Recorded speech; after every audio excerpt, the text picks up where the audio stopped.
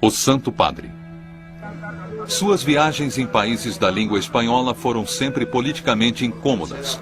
Em sua primeira viagem à América Latina, ele deixou os líderes da igreja atônitos, denunciando a liberação da teologia da libertação. A teologia da libertação mistura catolicismo com atividade marxista. Muitos na América Latina viram isso como uma forma de sair da pobreza e impotência. Mas para o Papa João Paulo isso foi contrário à missão espiritual da igreja. E líderes que continuaram apoiando isso foram substituídos.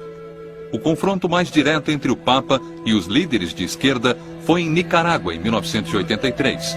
Na chegada, ele repreendeu um padre que havia se recusado a deixar o governo. Mas o pior atrito foi mais tarde. O altar para a missa estava cheio de imagens revolucionárias, mas um símbolo estava faltando de propósito. Não havia uma cruz. Manifestantes que aparentemente apoiavam o governo gritavam: "Queremos paz". Logo o Papa deu um basta. Silêncio, ele exigiu. La primera que quiere la paz es la Iglesia.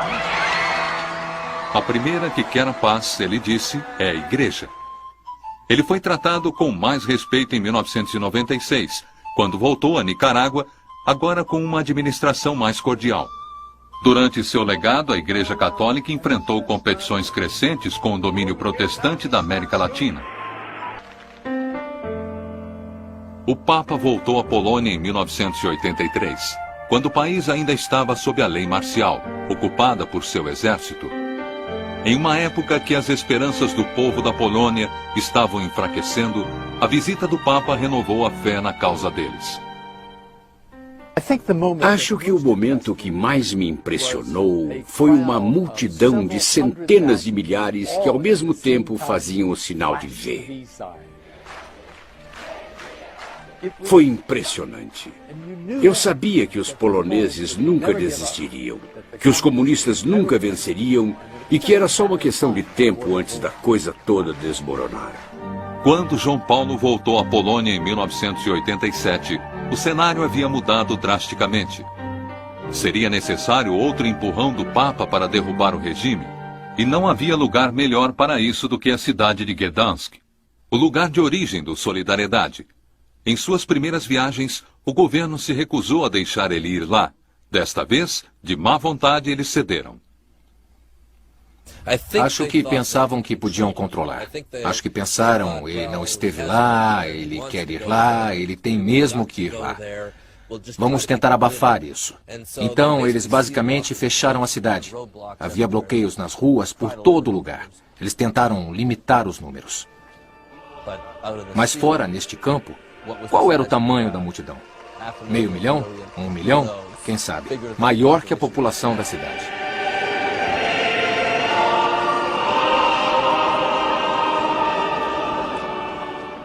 Era quase como se a futilidade do Estado polonês tivesse sido demonstrado em contraste com o poder do povo sendo expressado naquela missa.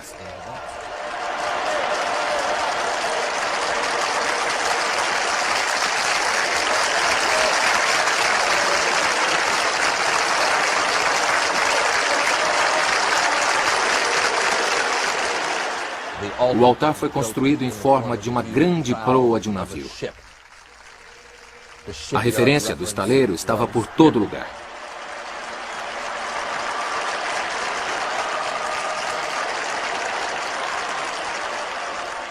Ele foi um papa que sempre entendeu o poder da imagem, entendeu o poder da televisão. O Papa nunca se referiu ao grupo de trabalhadores interditado diretamente, mas em grande apoio aos trabalhadores, a palavra que ele usou repetidamente foi solidariedade. Za solidarność. Esse era o final da tirania comunista da Polônia. Ele sofreu o impacto de bater de frente com o velho regime. Ele era uma pessoa incrível, não era só a força de sua personalidade, era seu polimento, era seu catolicismo. Ele fala com os poloneses como ninguém mais conseguiria. Uma nova rodada de greves levou os poloneses diretamente à urna eleitoral. Em 1989, eles tiveram a primeira disputa eleitoral livre desde a Segunda Guerra Mundial. Solidariedade teve uma vitória esmagadora. foi uma vitória que o Papa alegou apenas um papel modesto. E como ele disse, o comunismo em algum ponto foi implodido com seu próprio consentimento. Ele disse, a árvore estava podre, eu só dei uma chacoalhada. A chacoalhada que ele deu na Polônia ecoou através dos países da Cortina de Ferro. Na coligação oriental, as pessoas começaram a perguntar se os poloneses conseguiram se reerguer, por que não nós? O fato é que eles poderiam, e eles conseguiram. Pouco tempo depois da maior árvore ter caído, a bandeira soviética foi baixada no Kremlin pela última vez. Em 1998, ele tentou balançar os postos avançados comunistas no hemisfério ocidental. Ele fez uma viagem sem precedentes a Cuba. Diferente da recepção fria que ele teve dos oficiais poloneses, ele foi bem recebido por Fidel Castro. O governo ateu de Castro permitiu que o Papa fizesse missas ao ar livre.